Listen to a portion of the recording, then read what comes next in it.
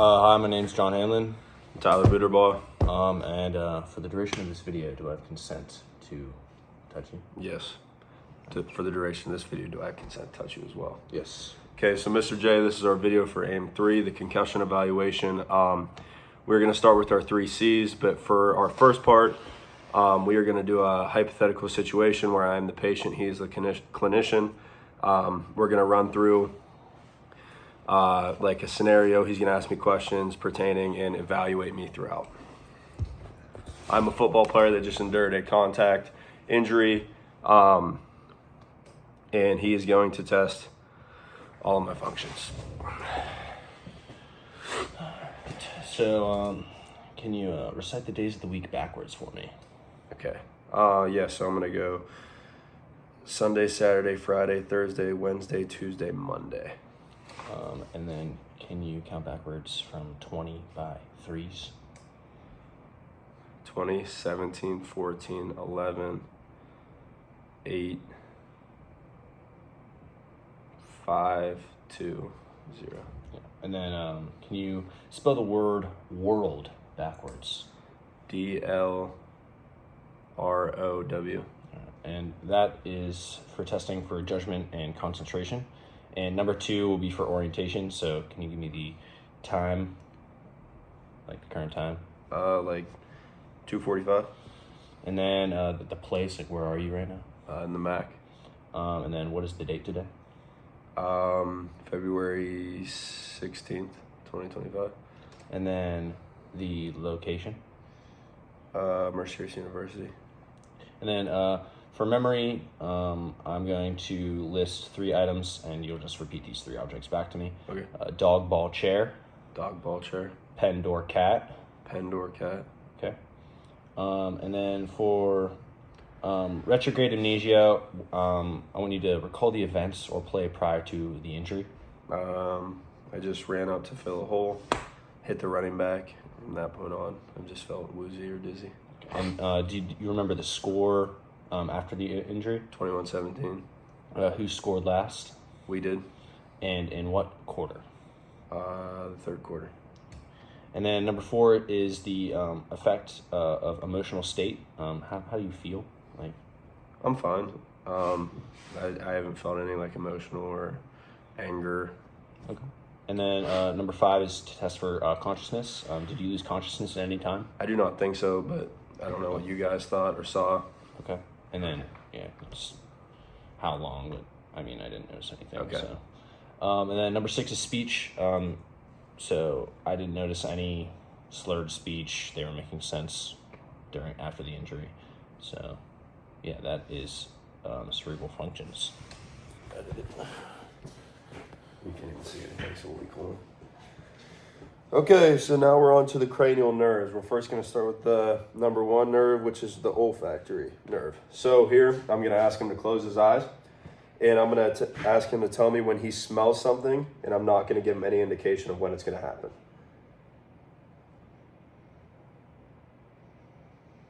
All right, I smell Good? Okay, so he's good there. So for number 2, I'm going to stand behind the patient, and I'm going to move my fingers out in a line with his ear, and he tells me when he sees it. Here. Here. Here. Okay. And during that entire test, I kept my eyes completely onto the screen, so I could not see what he was doing or trying to cheat. The next is the oculomotor nerve. So this, we're going to do movement of the eyes up and down, and then we're also going to do pupil dilation with it. So I'm going to ask you to stare into my finger. Follow it up. Follow it down. Keep your head still. Follow it down. Okay, good test.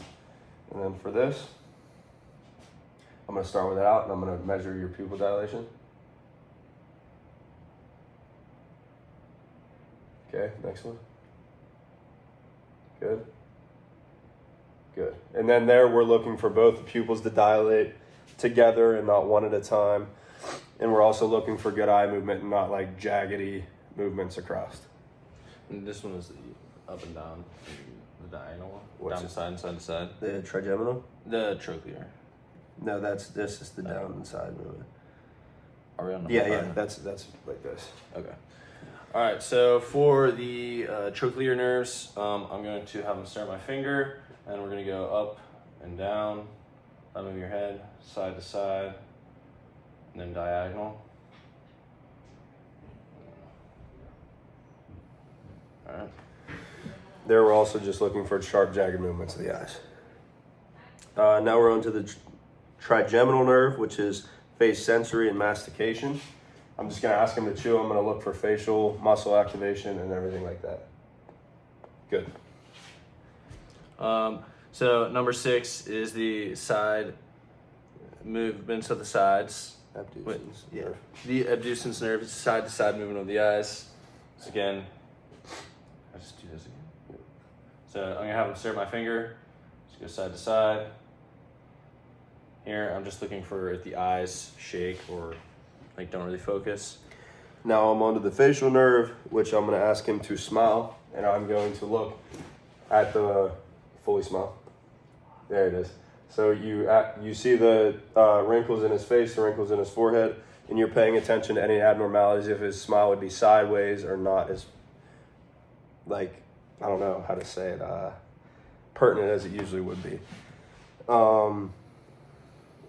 The Acoustic. Yep. All right, so I'm gonna have Tyler close his eyes, and he's gonna be balancing, and then I'm gonna ask him if he hears, like, I'm gonna be snapping like a ticking of a watch, but we don't really have a stopwatch or anything, so he just tells me when he hears it. Yep.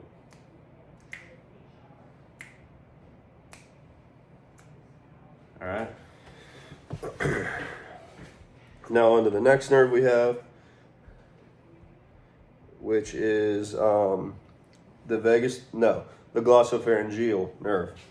So for this, we really don't have anything to test it, but we would be testing the gag reflex. We'd have maybe a popsicle stick, something of that nature, ask him to stick out his tongue, and we would test gag reflex on the posterior 1/3 of the tongue.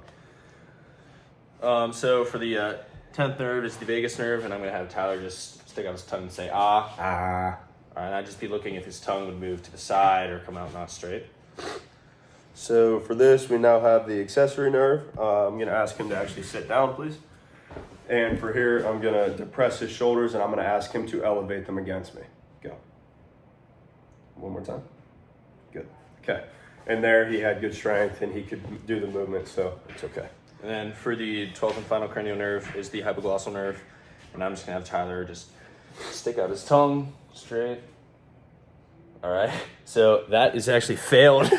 Stuck it out to the side, so he would have a concussion if that's the case, some serious brain damage. But you're just looking so if the tongue just comes out of the mouth straight, if it comes out to the side or not straight. I mean, that's a positive indicator of brain damage. And that was our cranial nerve. Hey, Mr. J, so now we're on to the cerebellar function, the motor function. So we're going to start with the Rosenberg test first.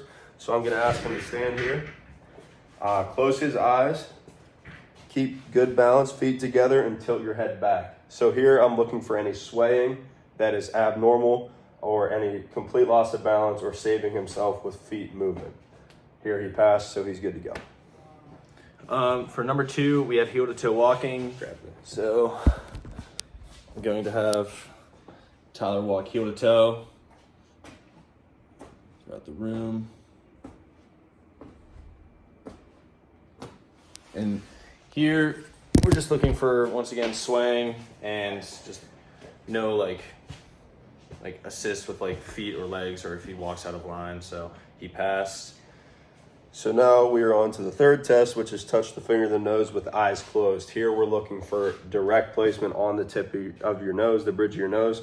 If they are missing to the side, if they are having trouble even getting it to the tip of their nose, then that would be a positive indicator. So I'm going to ask him to do this. Good. Good as well. So here he has passed. And then for number 4 is the touch of the healthcare's professional fingers. So I'm going to have him stare right at me. I'm going to have my fingers up, and I'm going to have him touch his fingers to my fingers. Good. And a negative test would be if he just misses my finger, doesn't get right on the finger, or breaks eye contact. So now we're on to grip strength. We are going to do our myotomes after we are finished with this section. So for grip strength, I'm gonna ask him to put his 2 fingers out. Well, he's gonna ask me to put my 2 fingers out, and then I'm gonna ask him to squeeze as hard as he can, and I'm gonna test his grip strength. Go. Good. His grip strength there was great, so nothing to worry about. And then the last 2 is the best test and the bias deck system test. We can't do the best test because that requires a certain mat or a certain platform to use to measure stability. So we cannot do that today. And the Biodex balance system isn't usually present in most scenarios, but in our school we are blessed enough to have it. We have been taught how to use it through Research Methods Lab, and we could demonstrate that if needed.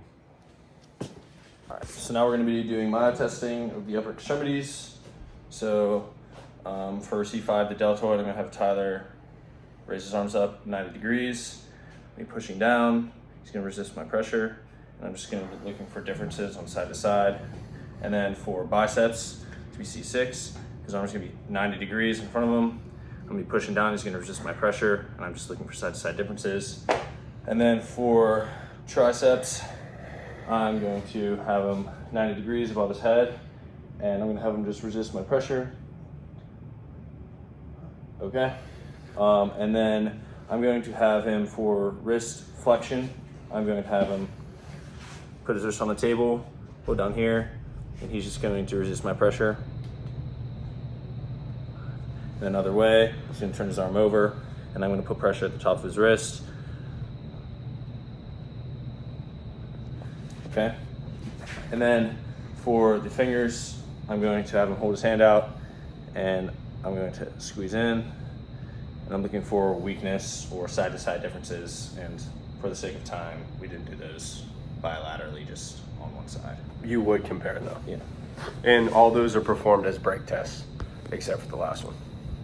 So here we're doing myotone testing of the lower extremity. So here we're going to start. I'm going to ask him to bring his leg up off the table. 1, 2. Good test. We were going to do this bilaterally, just for the sake of the video. We are not going to. And then you would compare both sides and see if there's a significant strength difference. For the next, I'm going to hold his leg up here. I'm going to ask him to push out against my hand. 4, 5. Good. Now for this one, I'm going to ask him to push back against my hand. Go. 1, 2, 3, 4, 5. Good.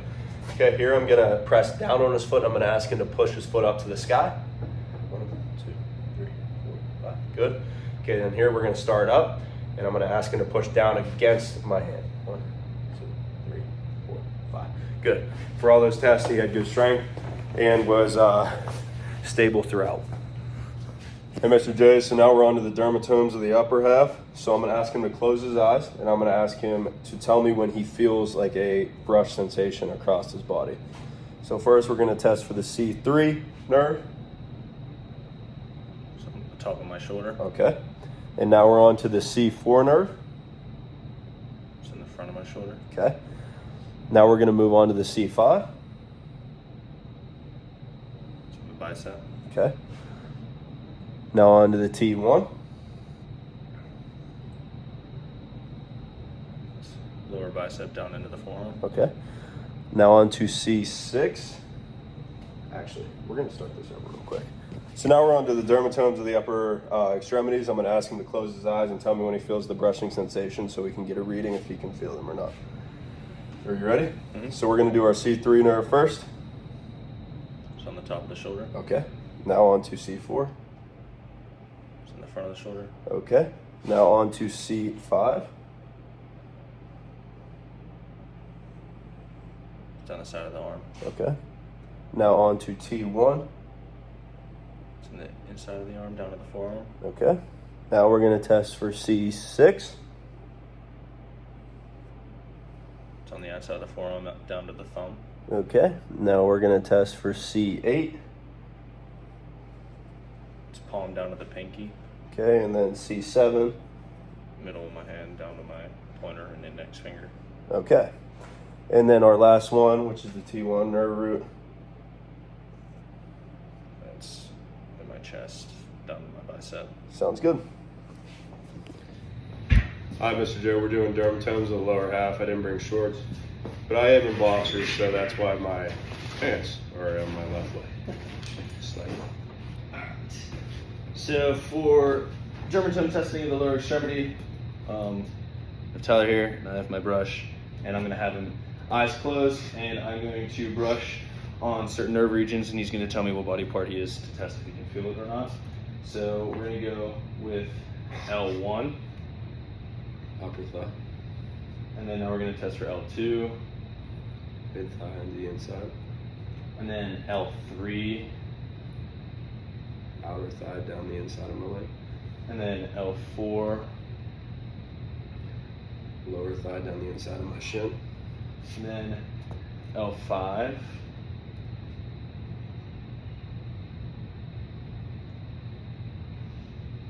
Inside down to the middle of my foot.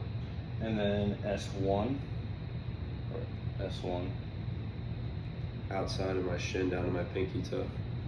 and then S2 would be kind of here in the back of the foot by the ankle. Inside of the foot. And then that is all the nerve regions for lower extremity myotomes, or dermatomes. Okay, Mr. J, so now we're on to our return to play protocol that is issued by the NFL. So we are going to be using Patrick Mahomes.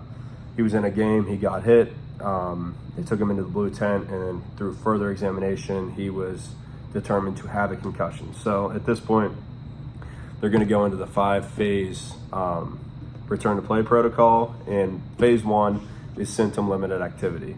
So the player is prescribed rest, limiting, or if necessary, avoiding activities and as a whole, which is both physical and cognitive activities, which is an increase or which could increase or aggravate symptoms. Under the athletic training staff supervision, limited stretching, balance exercises can be produced, progressing to light aerobic exercise as well as tolerated. And if phase 1 is passed, then phase 2 is aerobic exercise. So under direct oversight of the team's medical staff, Patrick Mahomes should begin graduated cardiovascular exercise, which may include walking on the treadmill or just everyday stretching. And this could include dynamic stretching, balance training, and then neurocognitive and balance testing can be administered after completion of phase 2. And as always, the results should be compared back to the baseline of when the concussion first happened.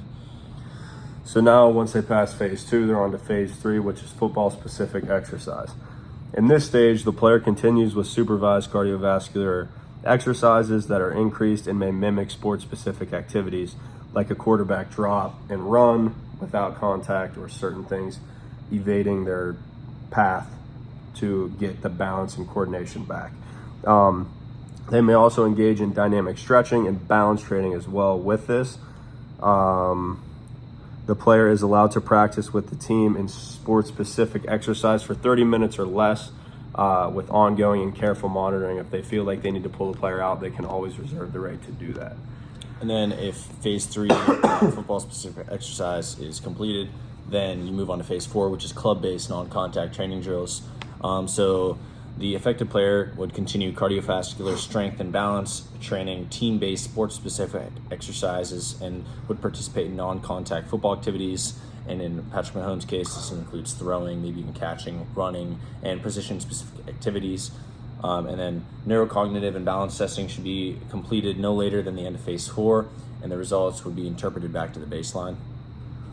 So now we're on to phase 5, which is full return to the activity and clearance. So upon clearance, the club physician for full football activity involving contact, the player must be examined by an independent consultant that is assigned to his club.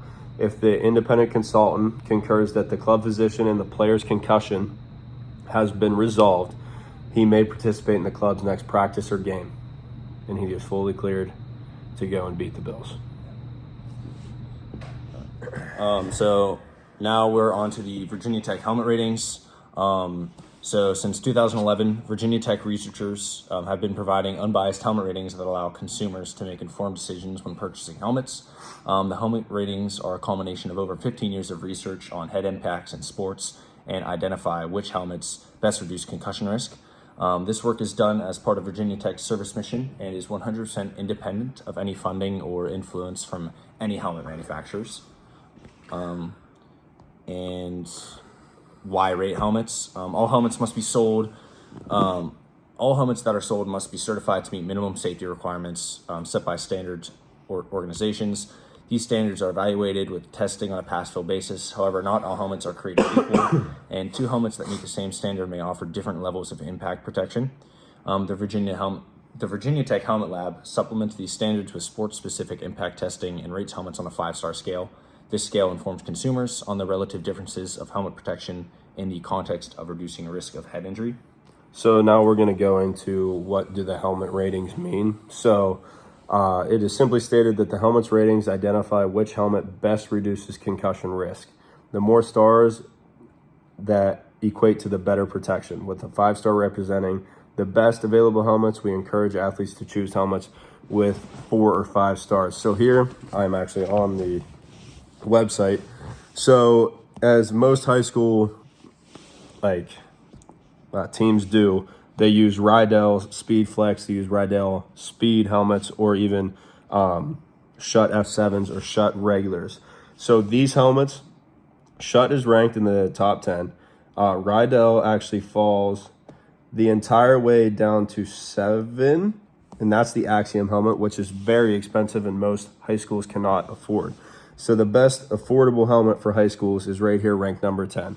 And there are many more helmets before this that are easily affordable that high school coaches look over because they don't have that name hearsay, so they don't look as cool on the field. I think this is an extreme bias, and I think football players and coaches should get rid of this to protect their mental health and concussion health as well. And how ratings are determined for helmets. A helmet rating is comprised of 2 components, the STAR score and the number of stars. STAR, S-T-A-R, stands for the summation of tests for the analysis of risk, and the STAR score is calculated based on a helmet's performance in a series of impact tests. The impact conditions are sport-specific and inclusive of the broad range of head impacts that athletes are likely to experience. STAR is based on 2 fundamental concepts. Number 1, tests are weighted based on how often people experience similar impacts. And number 2, helmets that lower linear and rotational head acceleration reduce injury risk. A helmet with a lower score offers better protection. Star scores are assigned a number of stars to categorize impact performance. The number of stars varies between 1 and 5, with 5 stars being the best. And these methods have been published as peer-reviewed articles in journals such as Annals of Biomedical Engineering. And then, so will 5-star helmets completely prevent me from sustaining concussions?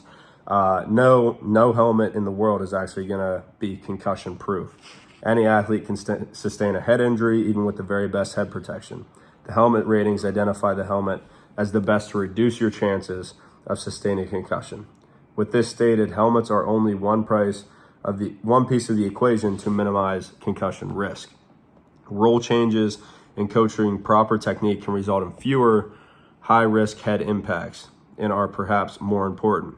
Having the best available head protection for remaining head impacts further reduces risk. So that is what we have. Thanks, Mr. J. Thank you. See you in class.